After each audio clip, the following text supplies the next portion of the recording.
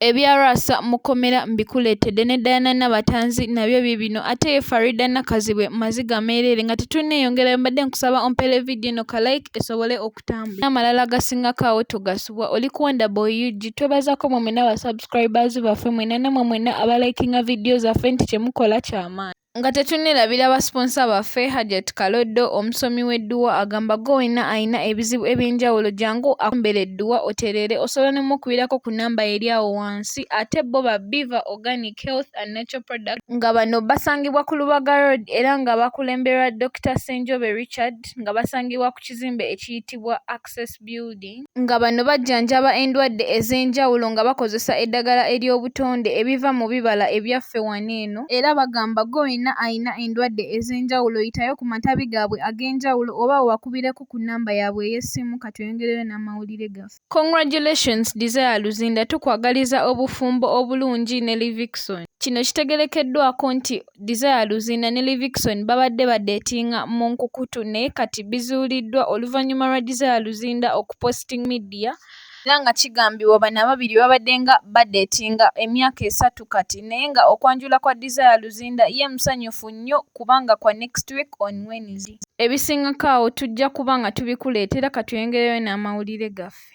Naye abasajja muli bazibu ku guno gwonna omukwano Farida Nakazibwe gwalaze omwana wa Brunoke Breda ate ye Brunoke kyasazeewo okumusasula amuleseewo mbu n'agenda n'omukyala omulala. Kino kizuuliddwa oluvannyuma lwa Brunoke okuposti ono omukyala we era ayina n'ebigambo by'ayogedde mu maaso awo ngenda kuba mbikutuusaako. Naye ddala abasajja mwagala wuuyo ye Brunoke afunye omukyala omulala essaawa zino beeraga mapenzi ekiraga nti ye Farida Nakazibwe yamwerabidde dda naye naawe kamukuwe Brunoke omwewulirireko ng'ayogera ku relationship ye eno empya.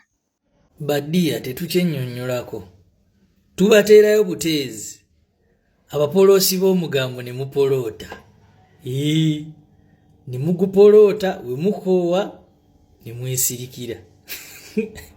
Ate ddyo ssanyu jjerere eri omukyala Diana Nabatanzi oluvannyuma lw'olunaku lwa luli okusiimibwa Kabaka. Olunaku lwa leero banne bakola nabo emizannyo abamanyikiddwa nga aba Aromantic Production basazeewo naye bamuwe ebirabo bamusiime olw'okuba presentinga obulungi ne bamwebaza n'okuba n'empisa ennungi naawe kambikuwe obyerabireko nga bamusiima.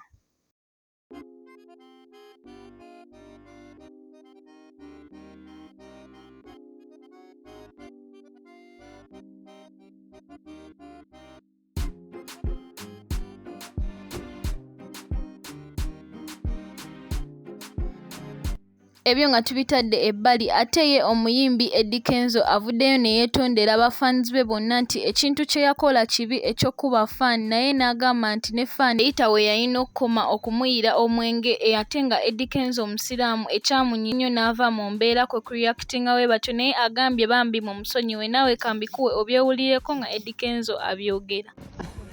Street senza kunvaamu kubanga natoba nnyo okigenda.